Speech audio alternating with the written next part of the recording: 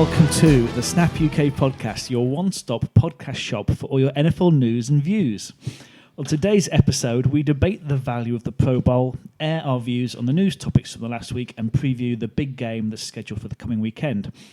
In the second half of the show, we'll be making our case for our team of the decade, formed from the best players over the last 10 years. But should we go straight into it? The Pro Bowl. Is it worth it? The fact that when I read through the running order, I said, oh, God, you're not expecting me to talk about that, are you? Because I did not watch it at all. Pretty much, for me, says it all. Yeah, it's a wasted game. That's basically there so Hawaii makes... It was in Orlando. Orlando. I know that much. See, I don't even know where it was. Look, the game itself is a dud because no one wants to get injured playing in the Pro Bowl. Rightly so. It's nice to honour people by saying, you're a Pro Bowler. That's fine. They should just expand the skills challenge and have the game, if you like, decided by the skills challenge. Yeah. And I'm sure there are other things they could put into the skills challenge. Yeah, just extend it out and make it more entertaining. Make it like a 3-day event of skills. Like, what was that old Superstars? Yeah. Superstars. Like Superstars. Niche knowledge there for the UK audience. Effectively, what you want... It's a knockout. or Gladiators or Ninja Warrior. Yeah. Something like that, but for the Pro Bowl. That would be fine. I also think a karaoke contest could be good fun. Absolutely. Let's test them at skills that they don't show on a football field, like singing, ironing, stuff like that. dancing, rollerblading, stuff like that. It'd be amazing. Stuff that they can't get injured on, right? decoupage. Yeah, origami. There you go. I mean, I think, and a bit like with the compulsory Olympics, they just get drawn out of a hat. Oh yeah. So you know.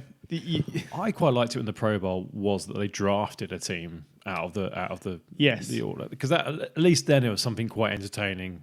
They only did that for a couple of seasons. It was only a couple of seasons, and then went back to the AFC versus the NFC. I can see the benefit of that, but I don't know. It's just something else to watch, which was quite interesting. And again, they got some decent personalities in to coach the team. The year I watched it was Jerry Rice versus Deion Sanders, who are two legendary characters of the game.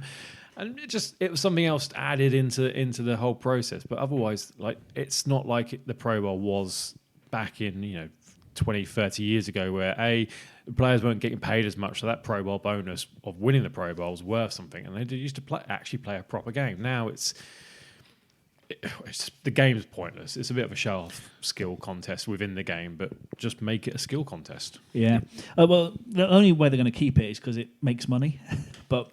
Yeah, but it could make more. I'm sure you could sell more tickets for a 3-day skills challenge than you could for a 1-day Pro Bowl. Can you not? Yeah. I would imagine. For the record, it was 33-38 in favour of the AFC. Damn. Yeah. I lost my bet. Not even the highest scoring game of the season. No, and yet no one was tackling, I suspect. I was following the NFL UK group on Sunday night on Facebook, and there was obviously a lot of new fans going, why aren't there any tackles? This game's really soft. Yeah, and you're like, because no one wants to get injured. So we probably ought to discuss Jarvis Landry's performance in the skills challenges. Oh, it's superb. When he pretty much won the whole thing for the AFC with his double catch elimination in a 3-on-1 contest in the dodgeball. Yep. In which he was amazing. Yeah, he is amazing. I mean, he's had an amazing season. I went to an NFL Live event a couple of years back. It had Jarvis Landry and Kirk Cousins, and they tried to break the record for behind the back catches, and Kirk Cousins was throwing it. And if Kirk Cousins had been a little bit better, there's no doubt that Jarvis Landry would have broken that record, because he's got absolutely amazing hand-eye coordination. Yeah, he has. He pretty much, like I say, won it by himself. Russell Wilson, on the other hand, didn't seem to understand that the idea of dodgeball was catch the ball or get out the way, because he eliminated himself by diving at a ball that was going to bounce at his feet. He dived at it and it hit him, and then he was like, oh yeah, I'm out. He's also wearing some very stupid sunglasses. Well, apparently they were for the skills passing challenge, where you had to beat the cornerback into the bins in the corner of a wall so that they couldn't read the eyes. And then he left them on and was crap at everything else. Yes. Never mind. I did see Lamar in the when they're throwing at the targets. Yeah. And he scored 2. Yeah. Accurate passing was not his thing. No. And sadly, they didn't ask him to run out there and go through 3 players to score points. So, But anyway, that is the Pro Bowl wrapped up because there is nothing else to all say there about is it. you can say Yeah, about it, you really. really can't do much with it. If it was a proper game, it would be fascinating to watch in terms of like you do get the best players playing. How do you make that happen? But you can't because It needs to have stakes Yeah, to there needs make to be it, and there's stakes. no stakes. Yeah. I mean, if and you you offered can't- each of the players $5 million, it doesn't make any difference, does it? Because No. the money they're getting paid on a season by season basis is so great, and the teams paying them that much money don't want to see them get injured. Imagine if Russell Wilson had torn his ACL. Or Lamar Jackson had torn his ACL in the Pro Bowl game. That's him out for a year, missing all the off season and probably the first half of the season. Teams don't want that. Players don't want that. They go for a laugh. Fair play to them. But don't bother with the game. Make it a skills contest and a bit of entertainment, a bit of fun. It is a holiday, effectively, isn't it? So let's make it more of a holiday. Let's make it. And that's the whole point of it. Make being, it like Heidi High. Well, that was the whole point of it being Hawaii originally, was that it was almost like a reward for getting into the Pro Bowl for the players. They get to go somewhere nice, they get to play a little game, and have a bit of time together at the end of the season. Well, I think that's that covered. Should we move on to the news? Kobe Bryant's dead. Yeah. Sad news from the NBA. Has sort of dominated the. It's dominated sports news. And Yeah, and the first day of the Super Bowl news conferences, which is obvious. He's a big name in US sport, but he's one of those basketball players that he's transcended not just basketball in terms of pretty much every sports fan in the world knows who he is and knows some of what he's done on the basketball court, but he's also transcended the sports world in that politicians are talking about him passing away. Aoife, my wife, knew who he was when the news came out, and she doesn't know anything about basketball. And I expect it's the same for other people around this country specifically who don't so much follow the NBA. Yeah, my sister phoned me to find out if it was true, and I didn't know. Did she know who Kobe Bryant was? He has a legacy of both excelling on the basketball court, and there's the other side of it, which a lot of people on Twitter are keen to bring out, which, from his court case. But he seems to be one of the few sports stars who has had an experience and rehabilitated himself from that. So turns out people are going to say what they like in court anyway. So you just don't know, do you? Well, yeah, he also won an Oscar as well. So of course he did. Did he? Yes. Yeah, he won an Oscar for best short film. 2 years ago, when he based on a poem, wasn't it? When he retired, he wrote a poem called "Dear Basketball," and that poem was made into a short film, and it won an Oscar. I did not know that. There you go. So very sad to see. He's an inspiration not just to basketball players, but to a lot of NFL players as well. Richard Sherman was talking about him yesterday on the media day in the at the Super Bowl, and pretty much my NFL Twitter feed was just filled with similar kind of. Of course, there's the sad story of course, his daughter and the other seven other people have died. Horrible. So, horrible stuff. And not getting any lighter, Antonio Brown, it just says here, is a douche. Sums it up. It pretty much sums it up. He's had his ankle tag removed today. Oh, has he? Yeah, he's just bound to house arrest, but he hasn't got to wear the tag because that would be inconvenient. I don't really know what it's been accused of doing. Battery and breaking in and being mean. I've just given up. There's so many now. All I heard was that there was a warrant out for his arrest last week or late. Yeah, or he's turned himself in. And he turned himself in, which is the sensible thing to do. I think he was filmed verbally assaulting his ex, wasn't he? While she tried to take the kids from the house. Yes. And then the next thing I knew, he was being hauled around by the police. Apparently, this is for battery of someone who was taking possession of his things. I don't know what that. Either way, you just don't beat someone up. Has it got to the point now? Yes. Almost, we don't consider him a football player. Yeah. No, he's Antonio Brown, the criminal celebrity. Yeah. And then he used to play football. Yeah. I think his football career is over. Yeah. It's fair to I can't imagine any team signing unless him. the Browns want him. You never know. But with them, even they're past that point in Because even their the Raiders history now. couldn't cope. Yeah. So I mean, if the Raiders can't cope, the Browns maybe under with Dorsey there maybe would have taken a chance, but even he's left now, so I'd rule them out. yeah, it's like 20 weeks since we sat here laughing at his blistered feet about and like how good he would be if he could just not have his feet fall and off. that was pretty much the highlight of his year. I will say one thing, and this goes back to I was going to write an article on this week. How good a personnel manager is Mike Tomlin? You must be brilliant. Because Yeah, it certainly okay, yeah, shows. there were a couple of things that happened when he was at the Steelers, but not to this extent. And he kept him, Le'Veon Bell, Ben Roethlisberger, all relatively cohesive and playing, and always in with at the very least a playoff chance and pointing in the right direction. As soon as they all leave, Big Ben's not left obviously, but the other two have left, and it's all gone a bit Pete Tong for him. Yeah. No, I can't add anything else at the moment because. Although, has anyone been watching the Masked Singer on ITV? No.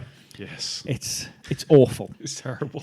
But on the American show, do you know who the first person eliminated was? Was it Antonio Brown? It was Antonio Brown. Oh God! Do you know who the third player eliminated was? Third person eliminated. Yeah. It was a football player, American football player. It was Terry Bradshaw. Third, it was Gladys Knight. Brilliant. As in Gladys Knight and the Pips. Yeah, the singer. Wow. She came third on a singing talent show. But back to the football, Please. Eli Manning. It's been bubbling since this time last week. He officially retired on Friday, and now, of course, the questions are all going to be: is he going to Canton? Yeah, you can go and yeah. look at Peyton's I was statue. going to say. So I think, Jim, you were in support of him going to Canton, were you not? I wrote an article about it last did. week called "Goodbye, Eli." Would you like to sum that up and tell me why you think he should be going to Canton? It's true that he's never been the most dominant of quarterbacks in his era, but as I Neither heard, have I. Well, as, I was there for a couple of years. yeah, as has been said on a few other podcasts, you can't tell the story of the NFL and the football history without mentioning Eli Manning in terms of what he's done for the game, and all the way back from when he was first drafted, the controversy of how he was ended up in New York. All the way through to kind of 2 Super Bowl wins. And yes, the Giants had good defenses in both those years, but there were a couple of plays. The helmet catch by David Tyree wasn't just a great catch by Tyree. Eli Manning kind of escaped probably about 4 sacks just in that single play to actually make that incredible pass. And then in the next Super Bowl against the Patriots, and let's not forget, he beat the Patriots twice. The in Super undefeated Bowls. Patriots. Yeah. In the next Super Bowl, that throw to Mario Manningham on the sideline, again, very good catch, but that throw was pinpoint in a very under pressure situation. He finishes his career 7th in all-time passing. Yes, he has a record of 500. It's distinctly average, but he played on some bad Giants teams as well, which would have been a lot worse without Eli Manning. So yeah, he's not his brother. He's not Aaron Rodgers. He's not Tom Brady. I reckon if you put Eli Manning in the Patriots instead of Tom Brady, he would have got similar results. As well, I will say also that when we did win the Super Bowl, our defense was good, but it wasn't great. It's not, it's not Wasn't a Legion of Ravens Boom 2000, or yeah. exactly, yeah. So it's a narrative, obviously, but I think it's overplayed a little. Yeah. Also, he was a Walter Payton Man of the Year, so he does a lot of work off the field as well, which shouldn't be underestimated. Yeah. I'll be sad to see him go because it's He's only because I've got used to New York, but he's a massive part of the NFL history of the NFL, but especially that franchise in terms of how he ended up in New York, and it was Eric, of course, he kind of made that trade on draft day, and then he's a massive part of the Giants' history, which is a very kind of blue chip franchise within the NFL. yeah. Have you got anything to add, Mike? So many things. What But here's the thing. Eli will go to Canton because if he only won one Super Bowl, he doesn't get near Canton. One Super Bowl does not get him in. No, probably not. But 2 Super Bowls, like you said, means you cannot discuss the history of the Super Bowl era without Eli Manning. Whilst I find it strange that I support his candidacy, and I am a believer that you can get lucky twice, he was the Iron Man for so long. It's not his fault that Giants team was crap. We see brilliant players on crap teams all the time. He happens to be a quarterback who's been on a crap team more than half of his career. Yeah. And I just... the 2 Super Bowls gets him in. He will be forever in my mind as a player that I just don't feel should be in the Hall of Fame. But John Elway's in the Hall of Fame. He's got 2 Super Bowls. Eli's got 2 Super Bowls, but Eli's got 2 Super Bowl MVPs. Johnny Elway's only got 1. Michael Strahan should have probably had one of those MVPs. Yeah, probably, but it's a quarterback's game, isn't it? Like I say, I think he may have got lucky twice, but you've got to be in it. The biggest thing for me, it's not the 117 record or the 244 interceptions. It's the number of seasons he didn't make the playoffs. But when he does get to the playoffs, he's been amazing. No, 2 playoff runs, no other wins. No other wins in the other 4 seasons. Those two playoff runs, he won. Yeah. He got all the way and that's fine. And so I've conceded the point. I'm just saying, he might be the worst quarterback in Canton. Bob Greasy.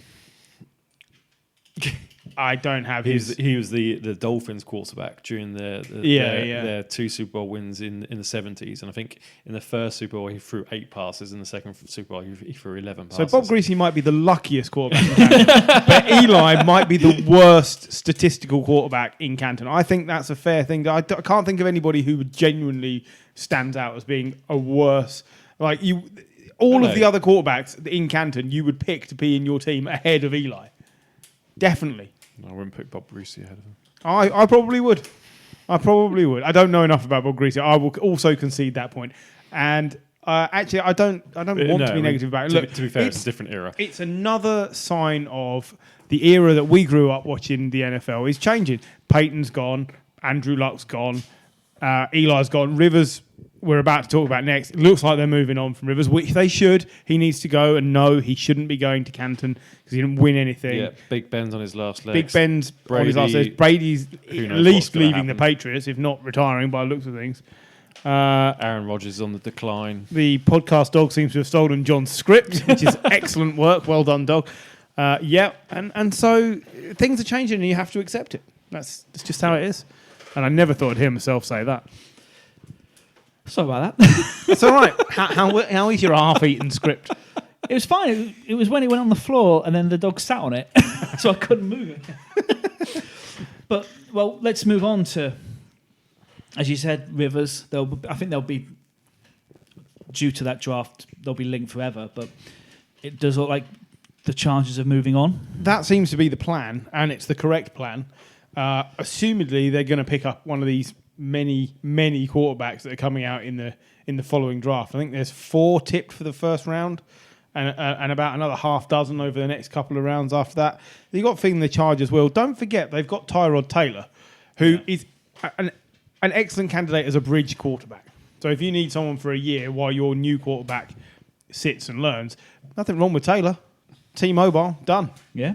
And that's exactly what they were missing at the Chargers last year, was a mobile quarterback. Yeah, especially that offensive line not being great as well. So on the off chance they don't pick a quarterback, and I completely agree, I think they will, they'll pick someone up, an offensive lineman. They got the 6th pick in the first round of the draft, so they're not going to get Joe Burrows, they're not going to get Tua Tagovailoa. Justin Herbert or Jordan Love are the 2 vying for that 3rd quarterback spot, and both had pretty good senior bowls from everything I hear. Yeah, they did, yeah. Okay, well, hang on. Where do we think Rivers ends up? Retired. I got a sneaky feeling he could end up with the Colts. I think that would be an enormous backward step. Because For I the Colts. don't think the Colts are that enamoured with Jacoby Brissett after last I year. don't, but I know they had to give him that contract because they had to do something after Luck retired.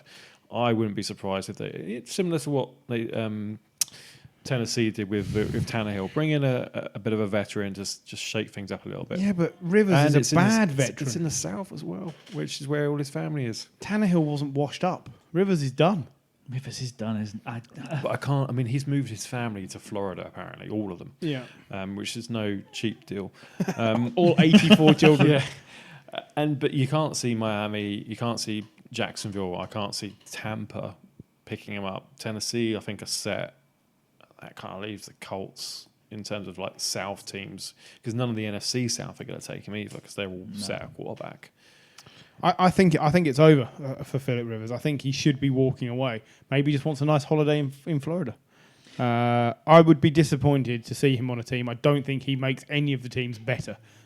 I would take Jacoby Brissett last year over Phillip Rivers last year. Oh, God, yeah. The only difference is the O-line at the Colts is far superior to the O-line at the Chargers. And I get it, but the O-line wasn't the only problem. Even when he was protected, he was wildly inaccurate. Yeah, I mean, I just think it's a sneaky. I've heard Tom Brady going to the Colts as well. Yeah. I think it's a sneaky something to look out for. The Colts makes sense for Brady because if you keep him upright, he's still a good quarterback. Yeah, but for the Rivers is not. For the Chargers, do you not have a word with Gruden, Derek Carr? He doesn't seem enamoured with Derek Carr. I think Derek Carr's definitely coming on to the market. Yeah, I do as well. The Raiders are going to play that one close to their chest, see who's available. I still think there's a small chance Brady ends up there because he wants an older quarterback. He doesn't want Derek Carr. I say one other thing to consider for the Chargers is they're moving into a new stadium next year, 60, 70,000 seat stadium. They couldn't get enough home fans into a 25,000 seat stadium. They need to bring in a quarterback who's got to sell tickets. Whether that's a young quarterback who, LA can get excited about. Andy Dalton? No, no one can get excited about Andy Dalton. Or I might have to. Or Tom Brady, who if he moves to LA, that will sell tickets. But it would, but it shouldn't. It's going to be bad. I love Tom Brady, but retire, man. Just retire. Please. You've got a brand to protect now. Yeah. So should we move on to the game on Sunday? There's a game on Sunday. There's a game on Sunday. What game's that? Is it as important as the Pro Bowl? It's slightly more important than the Pro Bowl. But it's another bowl game. It is a bowl game. Is this the bit where we're all too worried to say the phrase sued? I don't think we can get sued for Super Bowl. Can we not get Super Bowl? Oh, yeah, you're only allowed to call it the big game. Oh, yeah. But I'm calling it the Super Bowl because it is. You just called it the Super Bowl. Well, no, we said Super Bowl. Super Bowl several times. Yeah. So we previewed it mostly last week. Does anybody have any pointers they'd like to bring along? Anything they feel has changed? I feel that the media are starting to get more behind Kansas and portraying the 49ers as underdogs. And I've got no problem with that because I would agree that I definitely think that. My head is Kansas and my heart is obviously 49ers. We are going to find out whether the adage of defense wins titles is true because easily the best defense in this game is the 49ers. Absolutely. And it will be interesting to see whether they can stop Patrick Mahomes running away with it. That is the only thing you can do. That is the most important thing in terms of, you look at what the Titans did the other week. They only rushed 3 against Mahomes. They couldn't contain him. The benefit of the 49ers is they got 4 good pass rushers, and they can contain him from getting outside, but then they got pressure going through the middle as well with Buckner and whoever else plays alongside Buckner. So I'd say the 49ers have got the best chance of beating the Chiefs. I would also probably make the Chiefs favourites. I think they've got to be slight favourites. I think I worry, like we said last week, I worry about the pace of the Chiefs' attack. But if we can get to Mahomes quickly enough, and if we can stop the pass, and if we can ensure they don't have a running game, and if we can... So all these boxes you got to tick.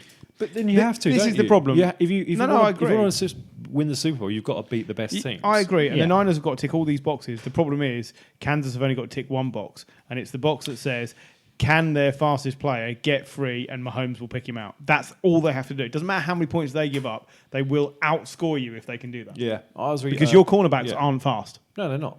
And that is a problem. That's all. I'm not saying they're going to win. I'm just saying if Hardman and Tyreek get free and you don't get to Mahomes in less than 2 seconds, you're in trouble. You got a bit more than 2 seconds. All right, 3 seconds. You're 3 in trouble. seconds is fair. You're in trouble. Yeah, because you're not quick enough. I completely agree. But I don't. That doesn't mean I think it's going to be a walkover. I just that's how Kansas win. It's one box. Yeah, and I think the Niners got to tick all the boxes. It's pretty rare that a Super Bowl is ever a walkover because you've got the two best teams in the NFL playing against each other. And yeah, we've seen one or two. We've seen one or two, but not many. The year Denver played the Seahawks was amazing. Also, the year Denver played the Panthers was pretty one-sided. Yeah, as well. it was. Yeah, so there's been a couple. Well, wouldn't it be great if it turns out to be like last year's defensive absolute stalemate of a game? Well, I would only enjoy that if 49ers win it. Like if the 49ers, I enjoyed last year's game. If the 49ers are getting absolutely destroyed, then fair enough. I'll just enjoy the show.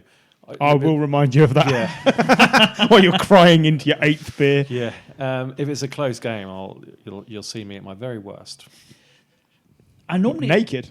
Yes. I normally always think, for a game when it's the Super Bowl, how a team starts is really important. And the Chiefs in the last few games have shown awful first quarters. No, awful first quarters hasn't mattered. I don't think they've come up with. They don't think they've come up against a defense like if your the 49ers are 24-0 up, like the Texans were. Yeah, I don't envision, especially with Shanahan's history of he was the defensive coordinator of the Falcons. I'm going to stop playing with this pen. Especially with Shanahan's history when he was the defensive coordinator of the Falcons and giving up that 28-3 lead. You could have stopped playing with my glass. Your ring is very noisy. Yeah, it is. I can't see Shanahan taking his foot off the gas if they're 24-0 up. It'll just keep going.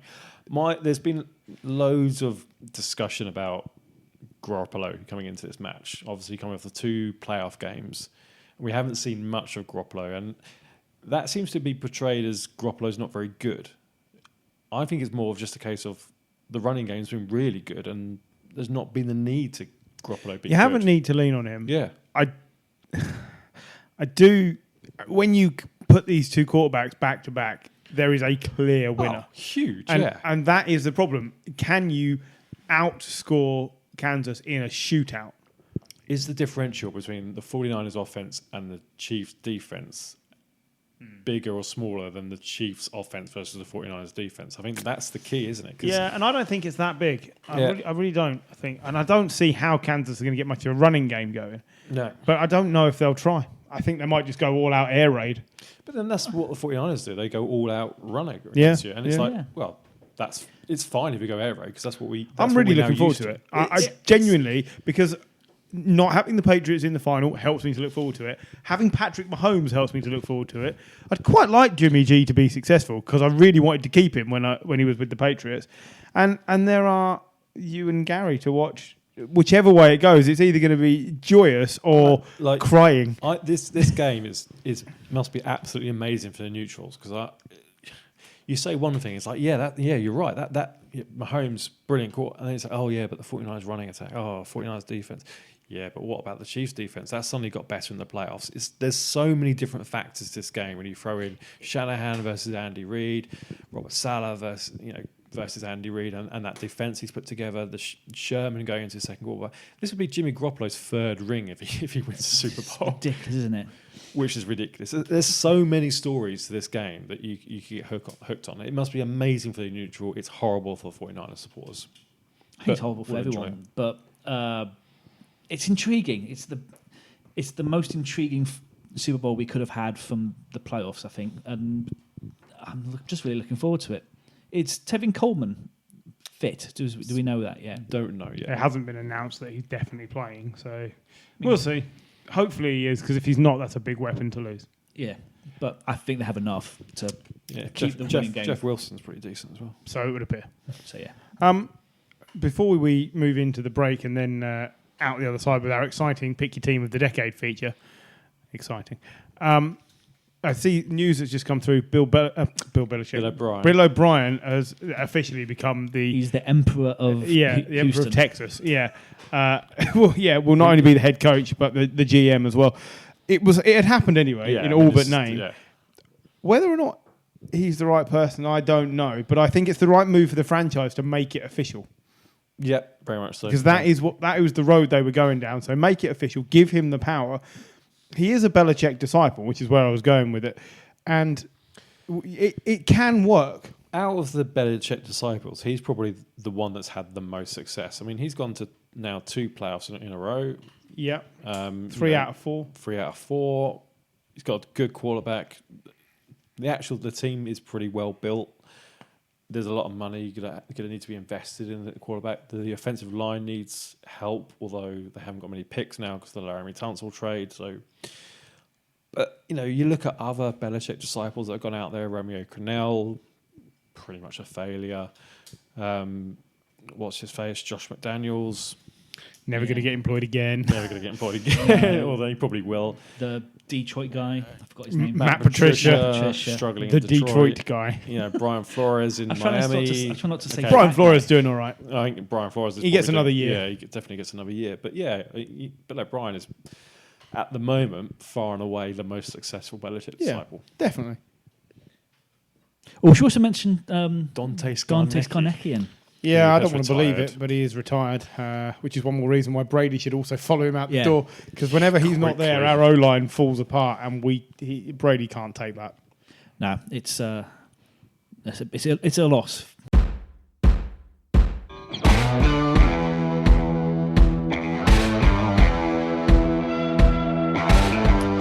Okay, it's now time to pick our team of the decade. So I'll hand you over to GM Jim. Yep, that's me. Going to adjudicate. He'll explain the criteria. He doesn't work for General Motors.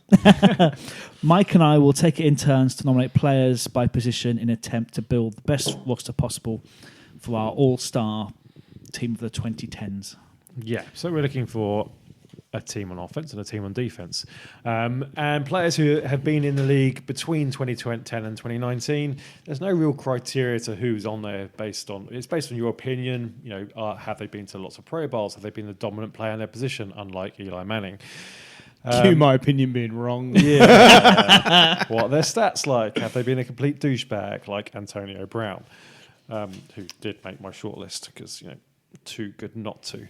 On offense, we're looking for 1 quarterback, 1 running back, 2 wide receivers, 1 tight end, and then a flex position, which could be a running back, wide receiver, or tight end. And then the offensive line, obviously, so 2 tackles, 2 guards, and a center. We're looking for a kicker, a punter, and then a special teams flex, which could be either a return guy or what they call a gunner. And then on the defense, 2 defensive tackles, 2 edge rushers, so that could be either an outside linebacker or a defensive end, 2 middle linebackers, 2 cornerbacks, 2 safeties, and another flex.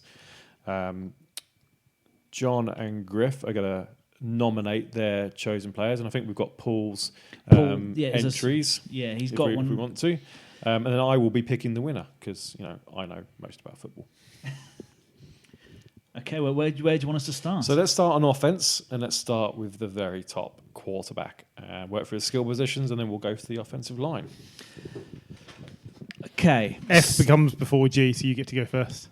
Should have tossed a coin, really, shouldn't we? Okay, well, I went with Aaron Rodgers for my quarterback. Two MVPs in the decade, Super Bowl win. The only 2 quarterbacks had 2 MVPs. One of him and Thomas Brady. Brady, like the second one he won was just a joke, and I can't ignore the 3 Super Bowls, but to me, the peak of Rodgers in 2011 was the best quarterback we've seen possibly until Patrick Mahomes last year. I went through so many other players we mentioned before recording. Like, this is a decade in which Peyton Manning got 50 touchdowns. 2 Super Bowl appearances. This is exactly, yeah. MVP. The sort of emergence of Russell Wilson, like, we can't ignore Brady's 3 rings, but I went with Rodgers, and I expect Michael has gone a different way. Probably not the way you think. No, Okay, but why have you picked Andy Dalton? No, you think I've picked Tom Brady? No, I don't. I haven't. I've picked Russell Wilson because he's clearly the best quarterback of the last 10 years. Because Aaron Rodgers is on a downward trend, and Aaron Rodgers would have been third. I had Wilson, Brady, and then Rodgers. And Wilson is still cresting. He's still one of the best 2 or 3 quarterbacks every year, which Aaron Rodgers is not. We've been through this 1,000 times. Just this last year. Last year. Oh, and the year before. Last year he played injured. True. Do you remember the game against the first game of last season, Chicago, that when the Chicago defense was what they should have been, and he led that fourth quarter drive to win the game. He looked like the Rodgers of old. But he was injured. But they played him through. It didn't look great. I still think if you go on highest highs, the Rodgers of 2011 was just the best quarterback that the decade has seen. Out of interest, what did Paul pick? Paul picked Thomas Brady. Most regular season wins by a quarterback in their first 8 seasons. Tom Brady and Russell Wilson, 86. Not Aaron Rodgers. But that's also based on the team. The wins are also based on the Seattle defense. Aaron Rodgers hasn't had the Seattle defense. No, but Aaron Rodgers has had wide receivers, which Russell Wilson has not had. He had Doug Baldwin, Tyler Lockett. Yeah, he's had one each season. Golden Tate. One each season, and a really good running game with him as well. Yeah, he had my short inch, absolutely. In the last 10 years, he has consistently outplayed Aaron Rodgers. Okay, when they won the Super Bowl, remember what score was it before Russell Wilson scored an offensive touchdown? I have no idea, but I know it was 22-0. Terrible. It was based on the defense, which is why I didn't start with the Super Bowl. Because they both only have one, so it's irrelevant because it cancels it out. Hang on, no, Paul picked Tom Brady. What we forgot to say in the rules is I get one veto. Yeah, you do on offense, and then one veto on defense. First and only quarterback in the NFL to have reached 4,000 passing yards, 30 passing touchdowns, and 500 rushing yards in the same season. Russell Wilson, 2015. He was amazing that year. He blew Aaron Rodgers out of the water. I'm so disappointed in you, John Farrow, that we've started off on Aaron Rodgers. I'm disappointed in you both, to be honest with you. I thought this was a lock. You thought this was Tom Brady? Yeah, he's been to 10 Pro Bowls, 3 All Pros, 3 Super Bowls. He's been MVP a number of times. I don't understand. I don't want to play the race card, but first black quarterback to start in multiple Super Bowls. You just played the race card. Well, I'm just saying, if you don't pick him, you're a racist. Such an asshole. You mentioned I don't understand how you. Yes, I get John's point about Aaron Rodgers in that period, probably between 2011 and 2015, he was undoubtedly the best quarterback in the game and probably one of the best quarterbacks we've ever seen, which will send him to the Hall of Fame.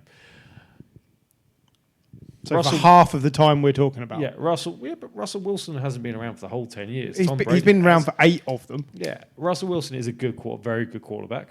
He's won a Super Bowl, but I kind of agree with John. It was on the back of a very good defense. As do I.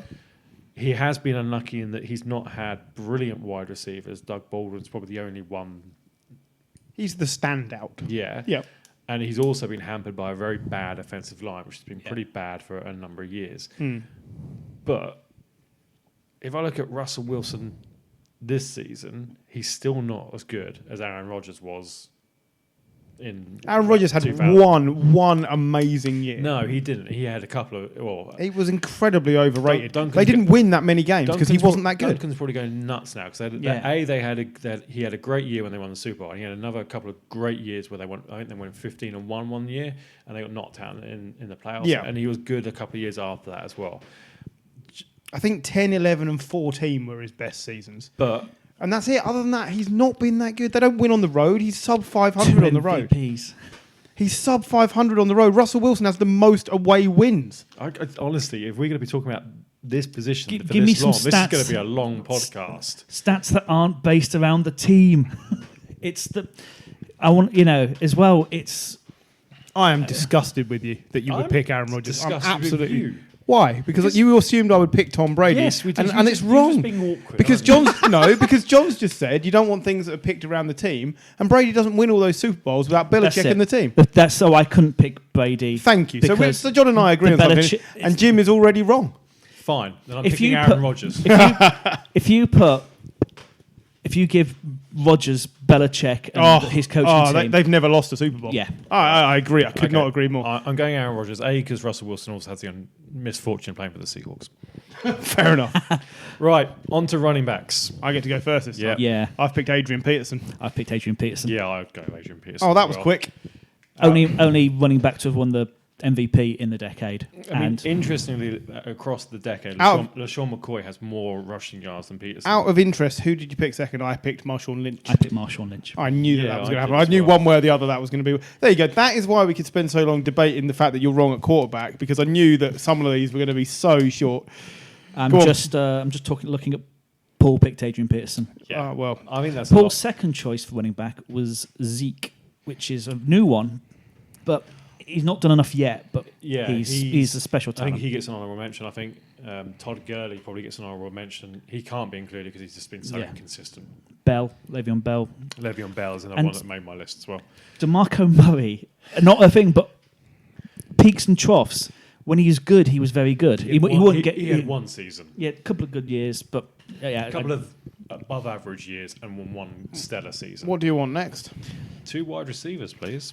So do you want to pick wide receiver 1 and we'll see what we've got, and then we'll go for wide receiver 2? I think. Go on. I've gone wide receiver 1. I've gone Calvin Johnson. Okay. I'm prepared to concede that. He was my second choice as wide receiver 1. Okay. I had picked Julio as. Well, he was my wide receiver 2. So then we are agreed that Julio and Calvin Johnson are the best 2 wide receivers. I had Antonio Brown and Brandon Marshall as the next one up. Marshall scored the 4th most touchdowns in the decade. I had Antonio Brown. You can't ignore the fact he got 14,319 yards. That is exactly correct. I actually had Antonio Brown second, but I'll concede, won't you? I'll concede because Julio Jones and Calvin Johnson the as only wide receiver duo. The only reason I put Calvin immense. Johnson second is because he didn't play for the full extent of his career. Yeah, if he had played another 3 years, he is undoubtedly the best wide receiver of all time. He retired early, effectively, and rightly so. Rightly so. Felt like that was what he needed to do. All his Pro Bowls came within this decade, and that is 6 Pro Bowls and 3 All Pros. And he was a dominant. He was the best. He was easily the best receiver probably in a 5. I'm impressed that we found some common ground. I also had Larry down there. I didn't because I didn't either. Only as a notable mention, but this comes back for me to what Duncan always says about Frank Gore, in that longevity does not buy you a ticket to all the things, and that Fitzgerald has not been consistently as good. He's just been playing for a long time, so he gets the numbers. I always think Larry is great. He's been playing on some shonky teams. Josh Rosen for a year. Terrible.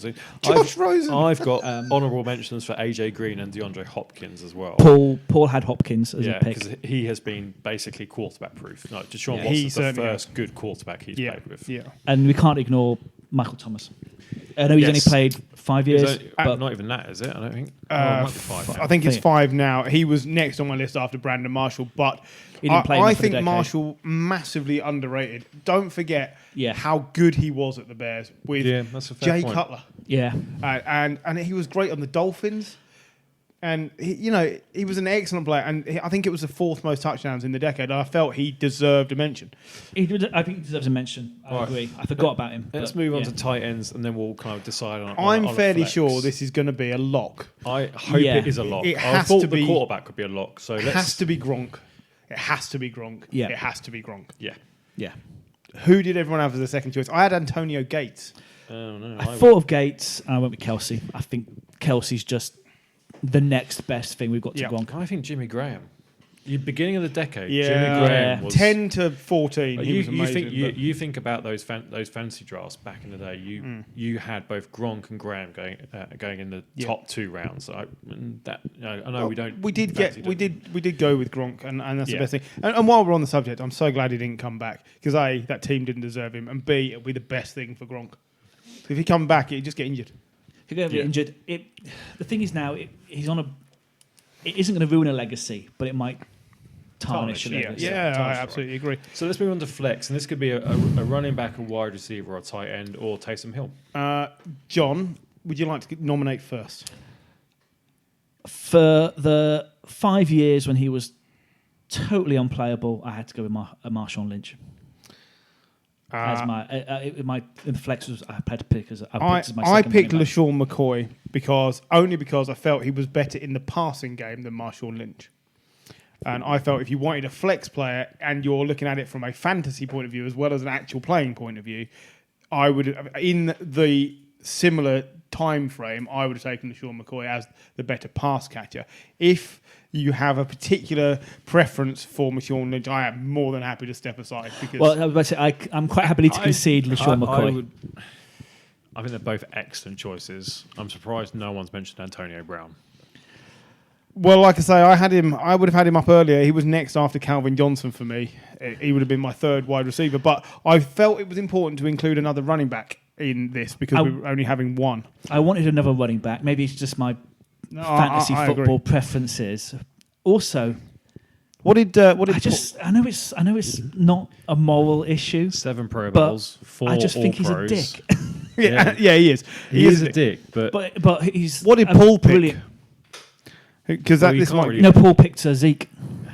See, Zeke was next again on my list after McCoy because I'd got Paul's wide receivers were Antonio Brown and DeAndre Hopkins. Jim, you're going to have to make the choice here. Yeah. Silence on a podcast. I know. Silence on a podcast. I'm going to go with Marshawn Lynch because I do agree he was that, like you say, those few years. 5 years, he was left amazing. Buffalo and he was in Seattle. He was absolutely dominant, and he's a great player. This is where it's going to get interesting with O-lines because it's going to be difficult to quantify. There's not a huge number of stats. No, you don't really have stats for O-lines. Well, you have sacks conceded and then a passing and running blocking grade, and that's it. Yeah. So this could lead to some interesting conversation as opposed to great debate because I don't think any of us know how to grade them very well. No, I mean, let's face it, we're not NFL scouts. We have opinions about the NFL, but they don't really stretch into the technicalities of the offensive line. On that basis, I would like to go first with offensive tackle. Yep, we want 2 tackles. I will pick one and then I'll allow John if he would like to step up. I'm taking Joe Thomas. I had Joe Thomas. I had Joe Thomas top of mine as well. So he's going to Canton, isn't he? Quite frankly. So he's a lock. Shall I continue, or would you like to pick one next? Well, I'll go. Go on then. I picked Tyron Smith. I also picked Tyron Smith from the Cowboys, and he was second on mine as well. When he's not in that team, you notice when he's not in that team, there. it falls apart. I think that's one of the key things about offensive line, isn't it? When the player isn't in that team and suddenly the quarterback starts getting absolutely destroyed, it's very noticeable.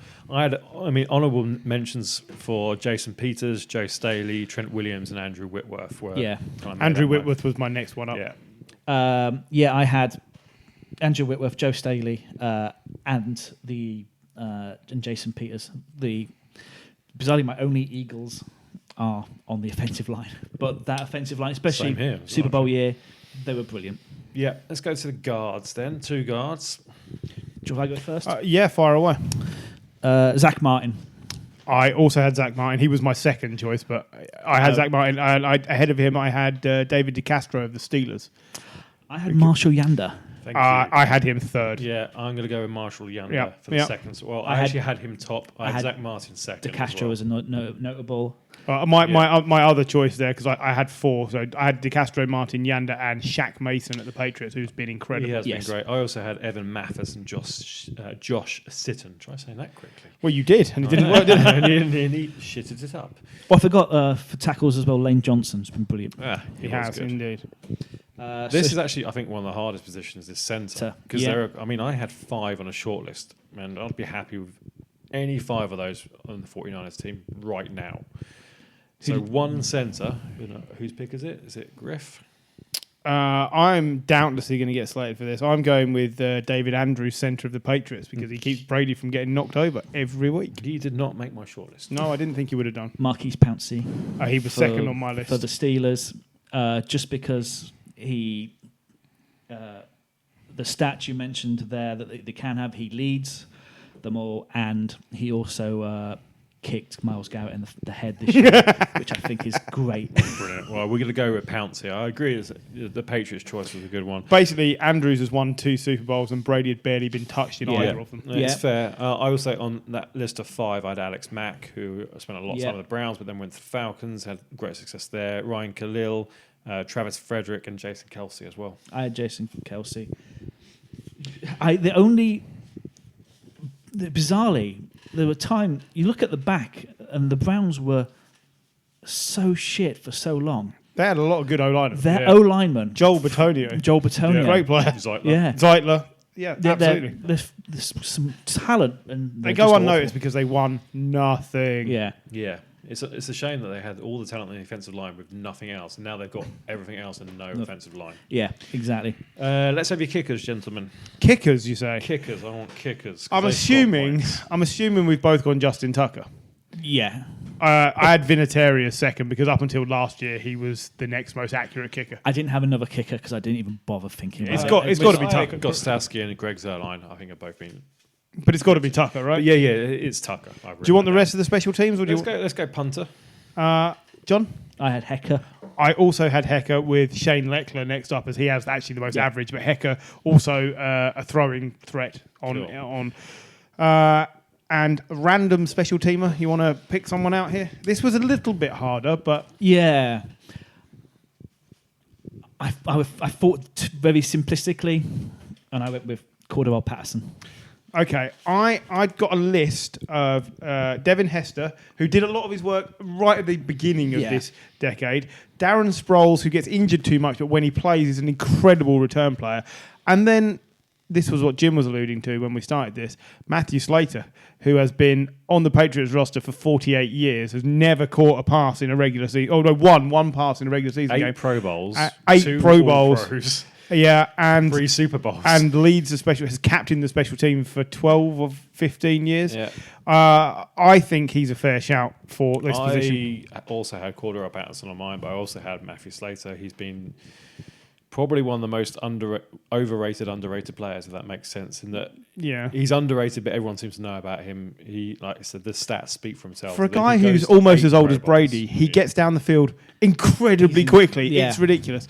I don't think anyone can argue with that. Hester was a fantastic return man, but it all was at the beginning very of much this decade. Yeah, his was towards so the end front of the last loaded. decade. But yeah, he holds the record for most touchdowns, for most kickoff returns. Returns, yeah. So also wanted an honourable mention here for the best kickoff return I've ever seen, which was Jacoby Jones. Yeah, the last time the 49ers made the Super Bowl. That was fun. That was an amazing return. Yeah, that was great. I can't think why I wanted to bring that up. Moving swiftly on. That's called being a cunt. Yes. On to the defense. So I didn't really have to use a veto there because apart from the quarterback, most I think the decisions were in unison with. So I have a veto for the defense if I choose to use it. I want 2 defensive tackles, 2 edge rushers, 2 middle linebackers, 2 cornerbacks, 2 safeties, and then a flex can be any one of those 5. Am I going first this time? So we'll start Do you with want to go defensive with your tackles. Okay, well, Aaron Donald. Yes. Aaron Donald, without doubt, has to be nailed on. Sorry, John, without even getting your nomination. I'm assuming you've picked Aaron Donald. I have picked Aaron Donald. The second one, I found this was the hardest one. I think I've just completely overthought it. I think I know who you should have picked, but go on. Because there's a clear standout, but it took me a is. while to get to them. I have a clear standout as well. I wondered if you're going to choose the same player. I was going to go with while you think about it. Yeah. Then, but I thought about it and I went with Fletcher Cox, who was a player I've really enjoyed. I think the Eagles' defensive line is more collaborative. I think Atkins. I went with Ndamukong Suh because since between 2010 and 2016, he was just unstoppable. He's been a bit lazy of the last couple of years, but I can't fault. I had Atkins and Cox as my next 2 up, so I don't fault any of those. So who was your first choice? I mean, you had Donald, but I had Donald and Cox. I'm going to use a veto here, and I'm going to select Geno Atkins because he's been on a bad team, but He's been to 8 Pro Bowls. He's 2 All-Pros. I mean, he's been in the league the whole decade. He's got 75.5 sacks. Do you want to tell Ndamukong Suh that you haven't put him in our team of the decade? I do not. He had 86 sacks, by the way. As long as it's... But as long as Geno Atkins has been more consistent. That's not hard, is it? Ndamukong Suh only turns up for 4 Jim games a can season. run away from him for at least 13 miles. yeah. Then he'd be knackered. Paul had Donald. And but he Ndamukong had, Suh's only got Joe 58 McCoy. sacks. How many? 58 sacks. No, he had millions of sacks. 58.5 sacks according to Pro Football Reference. Oh, okay. I was only guessing. I had no real idea. I thought if I said it with enough authority, you might believe me. Well, I almost did. I'm just terrified. That's why I had to check. I'm just terrified that Ndamukong Suh might turn up in my dreams. Edge rushers. Edge rushers. I've gone with an obvious one. Oh, sorry. Is it your turn first? Far away. I apologise. There's the obvious one. I'm going to assume it's Khalil Mack. No. Oh, He was in my honourable mention. go on. There's Watt. See, What? JJ Watt. I defied Jim's instruction. I only put him 4th on my list because he gets injured too much. I had Khalil Mack When he's fit. and Von Miller. I had Von Miller as well. Von Miller was my number one. Third up was Robert Mathis, leading sacks in 2013. Massively underrated at the start of this decade, and the fact that he retired at the end of 2014 has left him not considered for many of these things. I think JJ Watt gets injured too much. That is genuinely my opinion. He's the best. He is the He best. is the best, but he gets injured too much.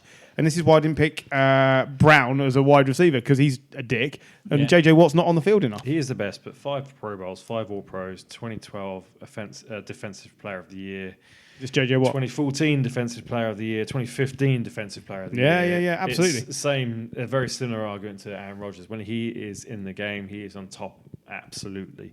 Definitely. But when you think back to that draft, what was it 2012? 2011, right. I've gone with JJ Watt and Von Miller. Yeah. They both came out in that same draft, and Alden Smith as well for 49ers, Yeah. who was brilliant when he first started. Him and Watt were vying for the most sacks in I think it was 2012. I think they both got up to 19 or 20 sacks. That was a great draft. But yeah, Watt and Von Miller for their edge rushers. Middle linebackers. This one's tricky. No, it's not. I found this super easy. Did you? I just- what that means is I've got it wrong. Go on. Kuechly, Bobby Wagner. Oh yes, I picked the same as you. Oh, so Keep- I had the same as well. Kuechly and Bobby Wagner. I thought it Paul was easy. also picked Kuechly and Bobby Wagner. For the record, my next 2 up were definitely more weighted at this end of the decade. I had Mosley and Leighton Vander Esch, who I think is an incredible linebacker. And he is. I Moses is a had- good shout as well. I had Navarro Bowman and Levante David. Levante David only had 1 Pro Bowl, but it's been a very dominant player at linebacker. Yeah, he seems to go under the radar Yeah. a lot. But yeah, if you put Kuechly and Wagner on the same team, people would have died. So I figured that was You fair. would never have been able to pass on that team. No. That's all. No tight end would have ever received a ball. Honourable mentions from my side: Thomas Davis. Oh, yeah. And then to your point about players that get injured a lot, but when they are on the team, they make a massive difference to their team. Sean Lee, Dallas I Cowboys. had Sean Lee, Yeah, he'd have been next up for me. You can't put him in that. But He's only got 2 16-game seasons in a Yeah. 12, 13 Yeah. season career. It's just I not also enough. had Patrick Willis because I love Patrick Willis, but yeah, he didn't play that very much within the decade, and Deontay Hightower as well. I forgot about him. Not many Pro Bowls, but again, he's one of these players that's just been really consistent for the Patriots. He is one of those. You players notice when he's not there. he's one of those players that Belichick leans on a lot. Yeah, definitely. Cornerbacks. Who's up first this time? Do you want to go who won? Well, okay, I'm taking Richard Sherman Yeah. because I just think he is the best cornerback of the decade. He Yep. is this decade's Darrell Revis. Yes. Okay. For my other quarterback, I went Patrick Peterson. Okay, yeah. Well, Patrick Peterson was 4th on my list. I had 3rd on my list. I had Gilmore because I think over the last 3 or 4 years he's been the best. I had him on my list, but I had I think Patrick Peterson's been... and then Aqib Talib was next up. I had Darrell Revis on my shortlist. He did not play enough in this decade, For or me, not well enough he in was- this decade. I might mention him later. Oh, okay.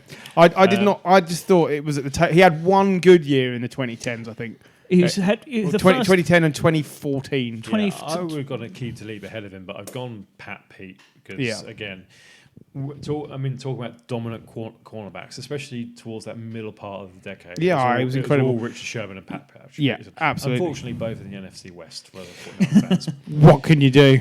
And then safeties. So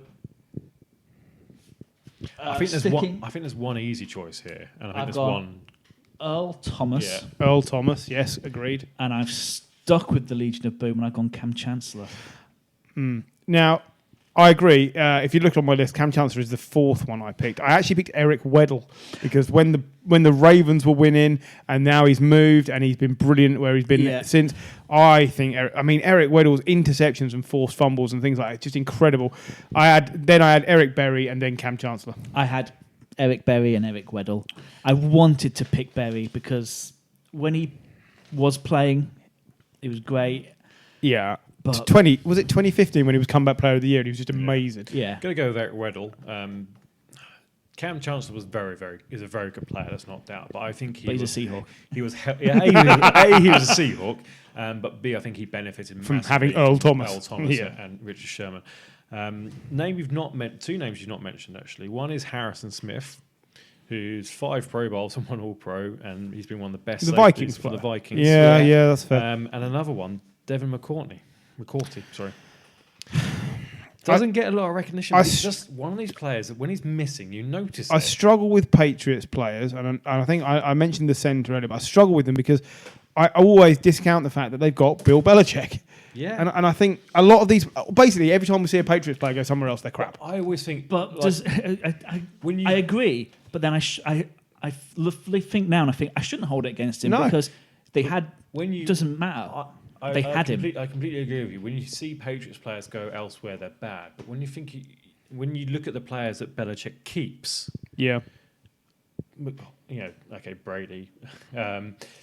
Brady, Donta Hightower, and now Devin McCourty. Those are 3 massively key players within 3 Super Bowl wins. I just think they're really important. Yeah, I agree. But I've gone with Eric Weddle because that's who you choose, and I've used my veto up on Geno Atkins. All right, flex. So any position. I mean, obviously we're not playing to any sort of formation or 3-4, 4-3, whatever it might be. We're playing to kill the opposition. We're playing to kill the opposition. So, John. Yeah, I had Double Revis for those. I know he was better with the previous decade. 10 and he was 14 still very good. Yep. This decade he was, but I do regret that now. you can change it. I am going to pick. Repeat yourself, why don't you? I am going to pick. Christ Almighty! Oh, I had Bowman and then Tyrann Mathieu. So I forgot Matthew. I don't mind which of those two, but I had Bowman and then Matthew as my 2 flex potentials. For the sake of you want to take Navarro Bowman now, don't you? The fact that I don't think we've got any 49ers on here. Sherman. It was Sherman, yeah, you got Sherman, but you can have Navarro Bowman. I'm going to go Bowman. I think that's fair. For completion, for cornerback, Paul had Revis and Sherman. You're taking Paul to completion. Don't. For safety, Paul had Thomas and Adams. Jamal Adams, yeah. For his edge rushers, he had J.J. Watt and Clay Matthews. Clay Matthews had 1 good season. 1.5, yeah. There's a lot. Is that all of them? Have we done it? We're there. Wow, yeah. that is a good team. Would you like to run through it? I'll run through it. So on the offense side, we've got Aaron Rodgers at quarterback. Laughable. Adrian Peterson at running back, and we've got a flex of Marshawn Lynch. Wide receivers, Julio Jones, Calvin Johnson, and our tight end is Gronkowski. That's pretty good in the skill positions. That's not a bad team, is it? Our 2 tackles, Joe Thomas and Tyron Smith. 2 guards, Zach Martin, Marshall Yonder, and Marcus Pouncey at centre. And then on the defense side of the ball, defensive tackles of Aaron Donald and Geno Atkins. Edge rushers are J.J. Watt, Von Miller. Middle linebackers, Luke Kuechly, Bobby Wagner. 2 cornerbacks, Richard Sherman and Patrick Peterson. Safeties of Earl Thomas and Eric Weddle. And then we've got a flex position, which is another linebacker, is Navarro Bowman. Justin Tucker as kicker, Johnny Hecker as punter, and then Matthew Slater as our special teams wild card. That is an awesome team. Congratulations. I think that would do pretty well, yeah. Well done, everyone. I think would we have no only be, money left for the GM. It But would only be $100 million over the salary cap. Wouldn't just it? on Aaron Imagine Rodgers. if there was no salary cap and you could put that team together. It would be. And apart from the quarterback, who's crap. Other than that, that's an amazing team. Disgusted with the pair of you. Really am. Never I'm mind. still amazed that Tom Brady's not there. Well, really. It took him 10 years to win his fourth, fifth, and sixth Super Bowls. what was he playing at all that time? Dicking about. He did his knee in one. He's obviously good. Tom He's Brady, obviously good. We've said it before, right? We've said it before. Tom Brady is the greatest quarterback, but he's never been the best quarterback. That's fair.